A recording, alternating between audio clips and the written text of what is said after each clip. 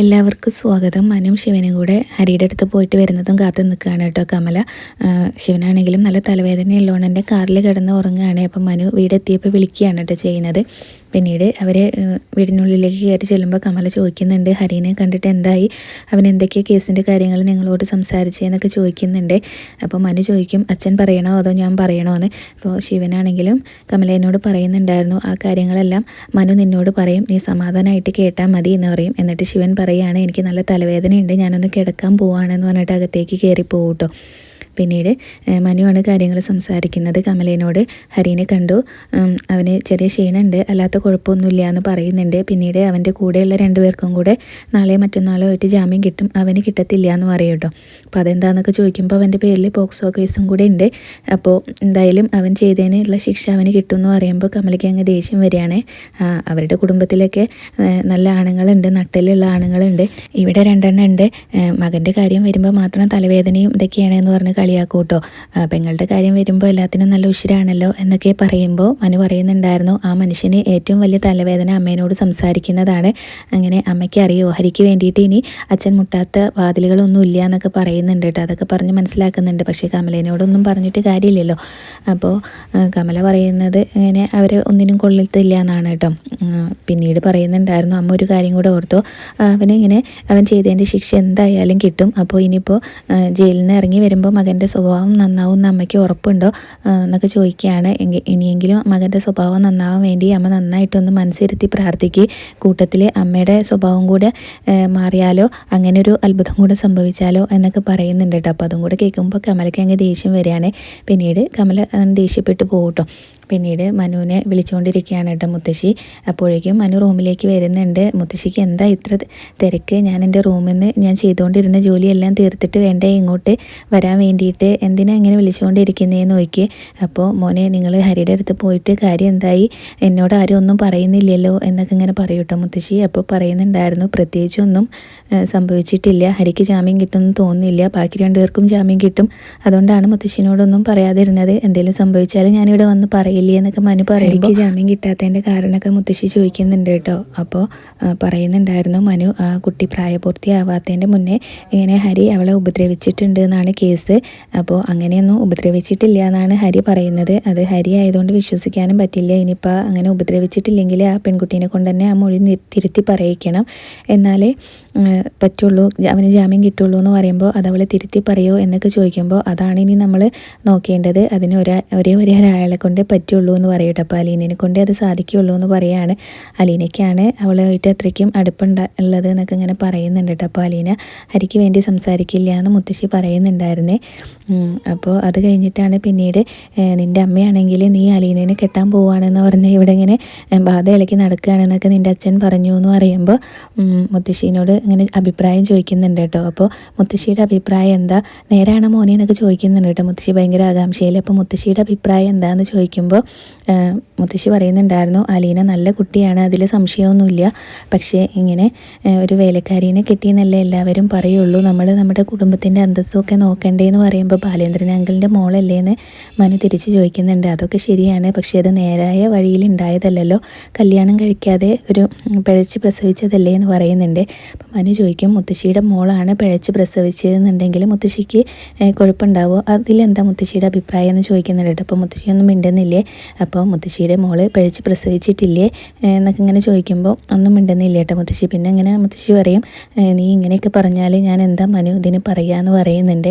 അപ്പോൾ ബാലേന്ദ്രൻ അങ്കിളാണെങ്കിലും അന്തസ്സും അഭിമാനമൊക്കെ നോക്കിയിട്ട് തന്നെയല്ലേ വൈജാൻറ്റീനെ കല്യാണം കഴിച്ചത്, പക്ഷേ നിങ്ങളെല്ലാവരും കൂടെ അങ്കിളിനെ ചതിക്കുകയല്ലായിരുന്നോ, എൻ്റെ അച്ഛൻ ഉൾപ്പെടെ, അപ്പോൾ ആ അന്തസ്സും ഇതൊന്നും നിങ്ങൾക്ക് പറയാൻ അർഹതയില്ലല്ലോ എന്നുള്ള രീതിയിൽ മനു സംസാരിക്കുന്നുണ്ട് കേട്ടോ. അപ്പോൾ അലീനയുടെ അന്തസ്സ് അളക്കുന്ന സമയത്ത് വീട്ടിലുള്ളവരുടെയും കൂടെ അന്തസ്സൊന്ന് അളക്കുന്നത് നല്ലതാണ്, ആ അളവ് പോലും കൊണ്ട് എന്ന് പറയട്ടോ. മനു അത് പറയുമ്പോൾ പിന്നെ മുത്തശ്ശിക്കൊന്നും പറയാനില്ല കേട്ടോ. അത് പറഞ്ഞിട്ട് മനു മുത്തശ്ശിയുടെ വായം കടപ്പിച്ചു. എന്നിട്ട് അതിൻ്റെ കൂട്ടത്തിൽ തന്നെ മനു പറയുന്നുണ്ട്, എനിക്ക് മാത്രം അറിയാവുന്ന കാര്യങ്ങളാണ് ഞാനിവിടെ പറഞ്ഞത്, ഇനിയിപ്പോൾ അത് പറഞ്ഞു വരുത്തി ഇതാക്കാതിരുന്ന എല്ലാവർക്കും നല്ലതാണ്, മനസ്സിൽ തന്നെ വെച്ചാൽ മതി എന്ന് പറഞ്ഞിട്ടാണ് കേട്ടോ മനു അവിടെ നിന്ന് അങ്ങ് പോകുന്നത്.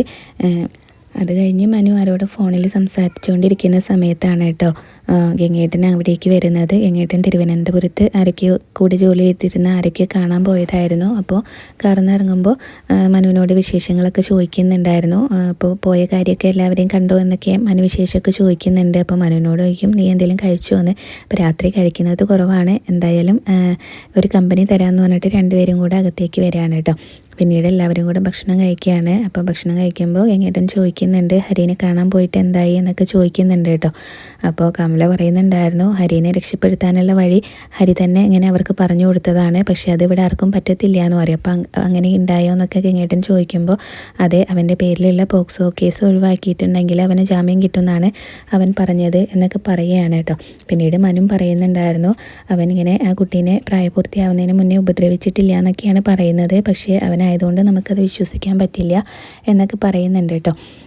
പിന്നീട് വൈജയുടെ കാര്യം ചോദിക്കുന്നുണ്ട്. വൈജ ഇപ്പം എങ്ങനെയുണ്ട് എന്നൊക്കെ ചോദിക്കുമ്പോൾ ഇപ്പോൾ അവളാണെങ്കിൽ യുദ്ധത്തിന് തയ്യാറായിട്ട് തന്നെ നിൽക്കുകയാണ്, പക്ഷേ ആൾബലമില്ലാത്തതിൻ്റെ ഒരു കുറവുണ്ട് എന്ന് പറയുമ്പോൾ അതെന്താ അവൾക്കിപ്പോൾ ആൾബലത്തിന് കുറവെന്ന് ഗംഗേട്ടൻ ചോദിക്കും. ബബിത എന്തിനും അവളുടെ കൂടെ കട്ടയ്ക്ക് നിൽക്കുന്നതല്ലേ എന്ന് പറയുമ്പോൾ അതൊക്കെ മാറി എന്ന് പറയൂ കേട്ടോ. ഇപ്പോൾ അലീനയുടെ സൈഡാണ് എല്ലാവരും, മക്കളെല്ലാവരും എന്നൊക്കെ മനു പറഞ്ഞു കൊടുക്കുന്നുണ്ട്.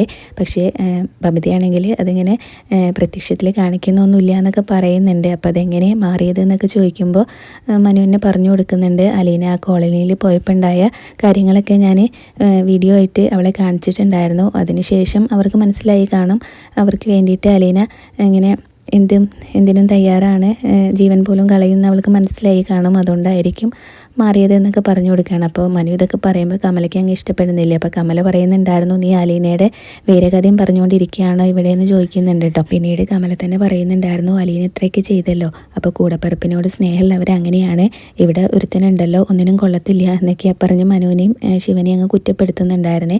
അപ്പോൾ മനുവിനും ആകെ ദേഷ്യം വരുന്നുണ്ട് കേട്ടോ. അപ്പോൾ മനു പറയുന്നുണ്ടായിരുന്നു, അമ്മയുടെ വിചാരം എപ്പോഴും ഹരി ഇങ്ങനെ ഏതൊരു മാവെന്ന് മാങ്ങ പറിച്ചതിൻ്റെ പേരിലാണ് ജയിലിൽ പോയി കിടക്കുന്നതെന്നാണ്, അമ്മേനോട് പറഞ്ഞിട്ടൊന്നും കാര്യമില്ല എന്നൊക്കെ പറയുന്നുണ്ട്. അപ്പോൾ ഗംഗേട്ടനും പറയുന്നുണ്ടായിരുന്നു കേട്ടോ, ഹരിക്ക് വേണ്ടിയിട്ട് ഇവരിങ്ങനെ ശ്രമിക്കാവുന്നതിലപ്പുറം ശ്രമിച്ചില്ലേ എന്നൊക്കെ ചോദിക്കുമ്പോൾ കമലയ്ക്ക് അതൊന്നും അത്ര വലിയ കാര്യമായിട്ടില്ല കേട്ടോ. കമല അവരെ കുറ്റപ്പെടുത്തിക്കൊണ്ടേ ഇരിക്കുകയാണ്.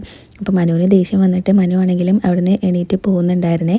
എന്നിട്ട് പറയും അമ്മേനോട്, മനു എണീക്കുന്ന സമയത്താണെങ്കിലും ഗംഗേട്ടൻ പറയുന്നുണ്ടായിരുന്നു, നീ ഇവിടെ ഇരിക്ക്, മനു ഇങ്ങനെ പിണങ്ങി പോവാതെ എന്ന് പറയും. അമ്മേന് നമുക്ക് സംസാരിച്ച് എന്തെങ്കിലും പരിഹാരം ഉണ്ടാക്കാമെന്ന് പറയുമ്പോൾ അമ്മേൻ്റെ കൂടെ ഇരുന്ന് സംസാരിച്ചിട്ടുണ്ടെങ്കിൽ ഒന്നിനും പരിഹാരം ഉണ്ടാവില്ല, വലിയച്ഛൻ എൻ്റെ റൂമിലേക്ക് വന്നാൽ മതി, ഞാൻ അവിടെ ഉണ്ടാവും എന്ന് പറഞ്ഞ് പോകട്ടോ. അപ്പോൾ കമല പറയാണ്, അവന് അലീനേനെ പറഞ്ഞത് അങ്ങ് പിടിച്ചില്ല, ഇങ്ങനെ കെട്ടാൻ മുട്ടി നിൽക്കുമല്ലേ എന്ന് പറയൂ കേട്ടോ. എന്നിട്ട് അപ്പോൾ മനു ഇവിടെ നിന്ന് അങ്ങ് പോയിട്ടുണ്ടാവും. അപ്പോൾ എന്താ കാര്യം എന്ന് ഗംഗേട്ടനും ചോദിക്കുന്നുണ്ടായിരുന്നു കേട്ടോ.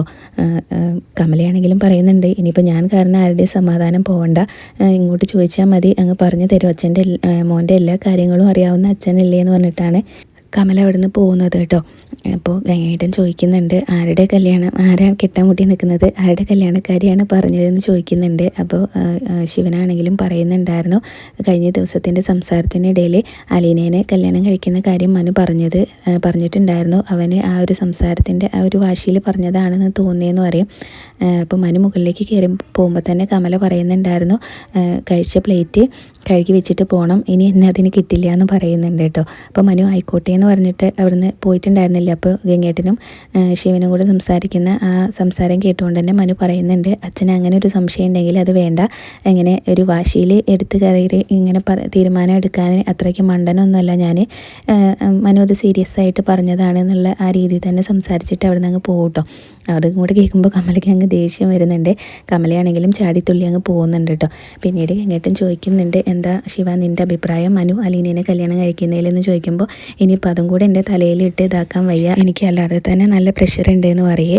അപ്പോൾ ഗംഗേട്ടനാണെങ്കിലും പറയുന്നുണ്ടായിരുന്നു, നമുക്ക് എന്തായാലും അലീന വഴി ബാലേന്ദ്രൻ വഴി അലീനയോടൊന്ന് സംസാരിച്ച് നോക്കാം, ഹരിയുടെ പേരിലുള്ള പോക്സോ കേസ് ഒഴിവാക്കാൻ വേണ്ടിയിട്ട് എന്ന് പറയുന്നുണ്ട് കേട്ടോ. ഹരി ചെയ്തതിനുള്ള ശിക്ഷ എന്തായാലും അവന് കിട്ടും, ഇനിയിപ്പോൾ ജയിലിൽ കിടക്കുന്നതിൻ്റെ കാലാവധി കുറച്ച് കുറയ്ക്കാൻ പറ്റുമോ നോക്കാം, അത്രയും നമുക്ക് ചെയ്യാൻ പറ്റുള്ളൂ എന്ന് പറയുന്നുണ്ട്. പിന്നീട് ഹരിക്ക് വേണ്ടിയിട്ട് മനു അലീനയോട് സംസാരിച്ചിരുന്നല്ലോ, കമലയും ശിവനും കൂടെ പറഞ്ഞിട്ട്. അപ്പോൾ അതും ഗംഗേട്ടനോട് പറയുന്നുണ്ടായിരുന്നു കേട്ടോ. മനു വലിയച്ഛനും കൂടി ഇനിയിപ്പോൾ അവളുടെ മുന്നിൽ പോയി നാണം കിടണ്ടെന്നും പറയുന്നുണ്ട് കേട്ടോ. എന്തായാലും പിന്നീട് അതൊക്കെ കഴിഞ്ഞ് മുത്തശ്ശിയുടെ അടുത്തേക്ക് വരികയാണ് കേട്ടോ ഗംഗേട്ടൻ. അപ്പോൾ മുത്തശ്ശിക്ക് കുറച്ച് നട്ട്സൊക്കെ വാങ്ങിച്ചിട്ടാണ് വന്നിട്ടുള്ളത്. അപ്പം ഇത് കുറച്ച് കാഷ്യൂനട്ടും ഈന്തപ്പഴമൊക്കെയാണ് എന്ന് പറയുന്നുണ്ട്. അപ്പോൾ ഇതെന്തിനാണ് നീ ഇങ്ങോട്ട് കൊണ്ടുവന്നേന്ന് ചോദിക്കും മുത്തശ്ശി. അപ്പോൾ അവിടെ വെച്ചാൽ കമലയുടെ കൈ കൊണ്ട് ഇതൊന്നും അമ്മയ്ക്ക് കിട്ടില്ല എന്ന് എനിക്കറിയാം, അതുകൊണ്ടാണ് ഇങ്ങോട്ട് കൊണ്ടുവന്നതെന്ന് പറയുമ്പോൾ അതിവിടെ വെച്ചാൽ അവൾ എടുത്തുകൊണ്ട് പോകുമെന്ന് മുത്തശ്ശി പറയുമ്പോൾ അത് ഞാൻ കമലേനോട് പറഞ്ഞോളാം എന്ന് പറഞ്ഞിട്ട് ആ കവർ അവിടെ വെക്കും കേട്ടോ. പിന്നീട് തിരുവനന്തപുരത്ത് പോയ കാര്യങ്ങളൊക്കെ എന്തായി എന്നൊക്കെ ചോദിക്കുന്നുണ്ട്. അപ്പോൾ രാവുണ്ണിയമ്മാമ്മേൻ്റെ വീട്ടിലും ഒക്കെ പോയിട്ടുണ്ടായിരുന്നു എന്നൊക്കെ പറയുകയാണ് കേട്ടോ. അപ്പോൾ ശങ്കുണ്ണിയമ്മാമ്മയുടെ വീട്ടിൽ പോയപ്പോൾ ശങ്കുണ്ണിയമ്മാമ്മയുടെ മോളാണെങ്കിൽ ഒരു തമിഴനുമായിട്ട് കൊണ്ടുപിടിച്ച പ്രേമമാണ്, കല്യാണം നടത്തി കൊടുത്തിട്ടില്ലെങ്കിൽ ചാടിപ്പോവും. അപ്പോൾ ആ കാര്യങ്ങളൊക്കെ പറയുമ്പോഴാണ് മുത്തശ്ശി പറയുന്നത്, ഇവിടുത്തെ കാര്യം നീ അറിഞ്ഞിട്ടുണ്ടാവും, മനു അലീനന് കല്യാണം കഴിക്കാൻ നിൽക്കുകയാണ് എന്നിങ്ങനെ പറയുമ്പോൾ ഗംഗേട്ടനാണെങ്കിലും അതിനെ അനുകൂലിച്ചാണ് കേട്ടോ സംസാരിക്കുന്നത്. മുത്തശ്ശിനോട് അലീന നല്ല കുട്ടിയല്ലേ എന്നൊക്കെയാണ് സംസാരിക്കുന്നത്, ബാലേന്ദ്രൻ്റെ മകളല്ലേ എന്നൊക്കെ ഇങ്ങനെ പറയുന്ന സമയത്ത് മുത്തശ്ശി പറയുന്നുണ്ടായിരുന്നു, അതൊന്നും നാട്ടുകാരോട് പറയാൻ പറ്റില്ലല്ലോ, നാട്ടുകാർ വേലക്കാരിനെ കല്യാണം കഴിച്ചു എന്നല്ലേ പറയുള്ളൂ, നമ്മൾ നമ്മുടെ അന്തസ്സൊക്കെ നോക്കണ്ടേ എന്നുള്ള ഇതിലാണ് മുത്തശ്ശി സംസാരിക്കുന്നത്. അപ്പോൾ ഗംഗേട്ടൻ പറയുന്നുണ്ടായിരുന്നു, നാട്ടുകാർ പറയുന്നൊന്നും നമ്മൾ നോക്കേണ്ട കാര്യമില്ല, മനുവിന് ചേർന്ന കുട്ടിയാണോ എന്നൊക്കെ നോക്കിയാൽ പോരെ എന്നൊക്കെയാണ് കേട്ടോ ഗംഗേട്ടൻ പറയുന്നത്. മനുവിന് അലീനയെ കല്യാണം കഴിക്കുന്നതിൽ അനുകൂലിച്ചാണ് സംസാരിക്കുന്നത്.